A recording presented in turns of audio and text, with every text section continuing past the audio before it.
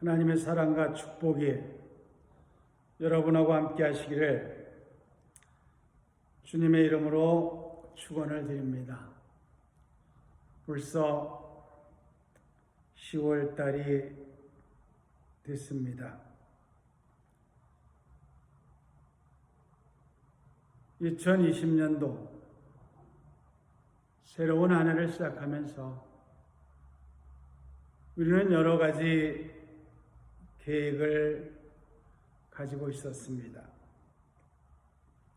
사업을 하는 사람은 사업을 하는 대로, 또 직장에 다니는 사람은 직장에 다니는 대로, 공부하는 학생은 공부하는 대로, 또 가정에 있는 분들은 가정에 있는 대로 모두 다 여러 가지 꿈과 희망을 가지고 시작을 했는데 우리에게는 생각지도 못한 커다란 복병이 기다리고 있었습니다. 그것은 아직까지도 해결되지 않은 코로나라는 거대한 암초였습니다.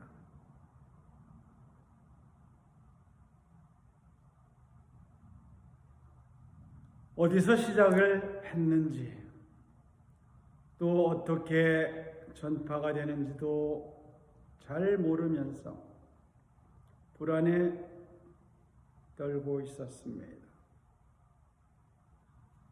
그래서 나라에서는 의료진들이 아픈 사람들을 치료해주고 또 백신을 연구하면서 오늘까지 왔습니다.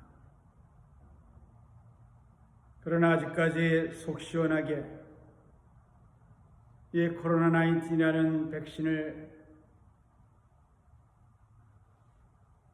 만들었다는 확실한 뉴스가 들어오지 않아서 답답할 따름입니다. 그러나 언젠가는 이 백신이 우리 눈앞에 나타날 줄로 믿습니다. 오늘 하나님께서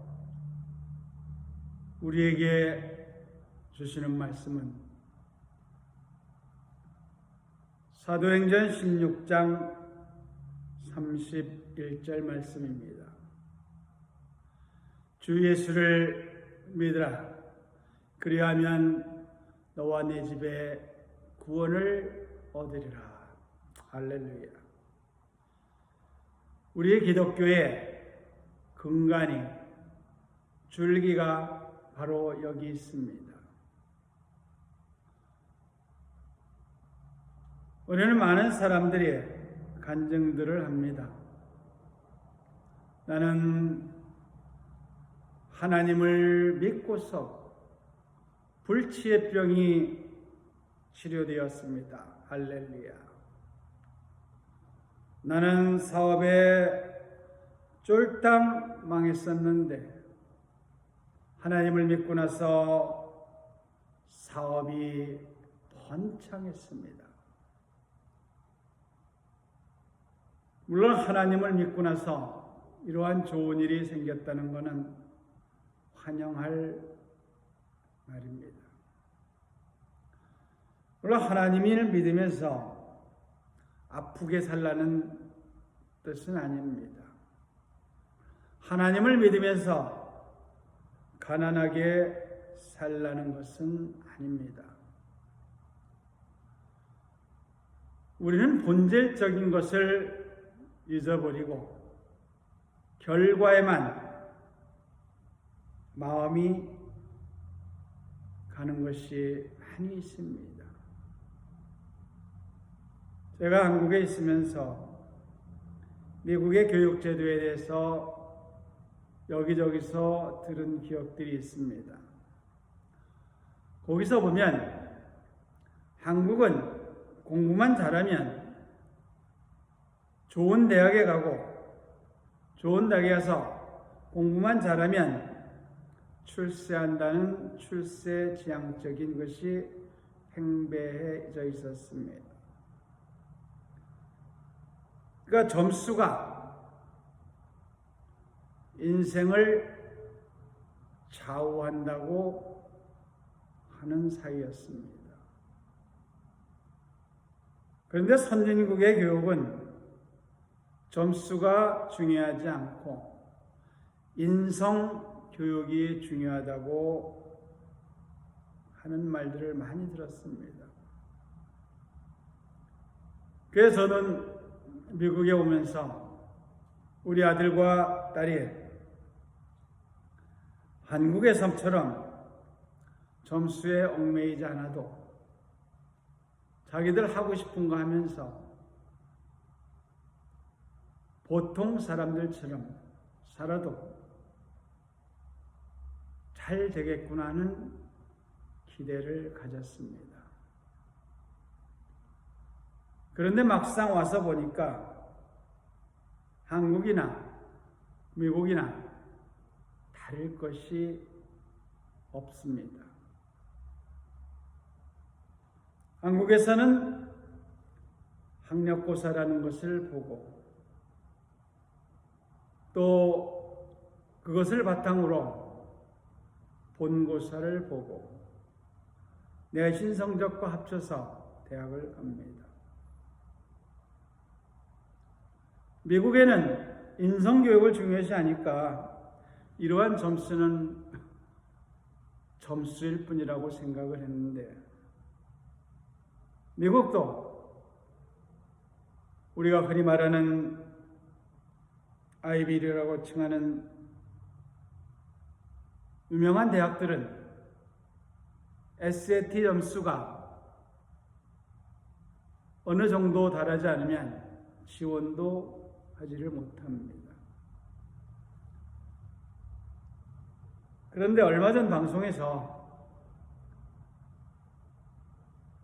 학원을 하시는 원장님께서 입학 컨설팅을 하는데 미국은 SAT 점수만 중요한 것이 아니라 학교에서의 가외활동 또 대외적인 활동이 중요하다고 이야기를 합니다.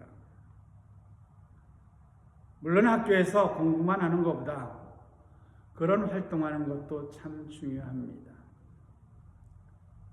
그런데 그 활동하는 것 중에 제가 이해하지 못할 것이 하나가 있는데 해외 봉사라는 겁니다. 그럼 해외 봉사를 가려면 돈이 있어야 되는데 우리 같은 서민들은 언감생심 생각도 못할 겁니다. 그런데 갈 수 있는 사람은 부모님들이 경제적인 여유가 있는 학생들일 겁니다. 얼마 전에 한국에서도 법무부 장관을 지냈던 사람이 법무부 장관 전에 자기의 자식들을 좋은 대학에 보내기 위해서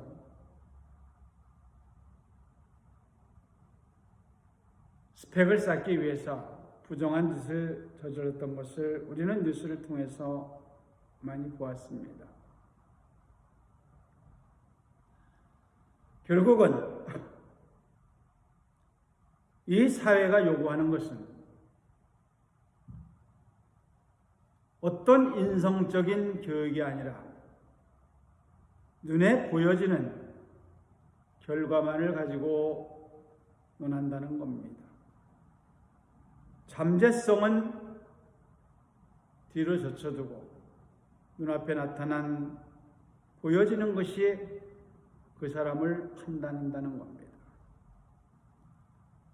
그런데 우리 주님께서는 오늘 우리에게 주신 말씀처럼 어떤 결과를 보는 것이 아니라 그 과정을 보는 것이 아니라 처음에 시작한 그 독점을 본다는 겁니다. 바울과 실라가 예수를 전하다가 감옥에 갇혔습니다. 지금의 감옥에 갇힌다는 것은 어떤 죄를 졌기 때문에 판사의 선고를 받고 일정 기간 동안 그곳에 가서 있는 겁니다. 그런데 이러한 사법제도가 생기기 전에는 죄의 경중에 상관없이 감옥에 들어가면 언제 나올지 모르는 그러한 상황입니다. 바울과 실라는 예수님을 전할 때 그들의 마음은 내가 예수를 전해서 건강해져야지, 내가 예수를 전해서 부자가 돼야지가 아니라 내가 예수를 전해서 많은 사람들을 구원 얻게 해야지 하는 이런 한 가지 목표밖에 없었을 겁니다. 내가 예수를 전해서 건강해야지, 내가 예수를 전해서 이름을 높여야지, 내가 예수를 전해서 부자가 되었다면 바울과 실라는 감옥에 들어가실 때 우리 주님을 원망했을 겁니다. 내가 이렇게 주님을 전했는데, 내가 이렇게 주님을 사랑했는데, 내가 이렇게 주님을 믿었는데 내가 왜 이렇게 감옥에 와서 있느냐고 항변을 했을 겁니다. 그러나 바울과 실라는 결과가 어떻게 되든 간지 상관없이 내가 주님을 믿은 것, 주님을 전한 것, 주님과 함께한 것, 그것이 기쁘기 때문에 그 기쁨을 전했던 겁니다. 그래서 감옥에 들어갔던 바울과 실라는 누구를 원망하거나 탓하지도 않고 거기서 하나님을 찬양하는 찬송을 불렀습니다. 찬송을 부르는 순간 옥고 감옥문이 무너지면서 그들이 차고 있던 수갑이 풀러져 나갔습니다. 이것을 지키던 간수들이 이제 큰일 났구나, 우리는 죽게 되었다고, 어차피 이 죄수 잘못 관리해서 죽을 거 그냥 미리 죽자고 할 때 바울이 그들에게 이야기합니다. 내 몸을 상하지 말라고.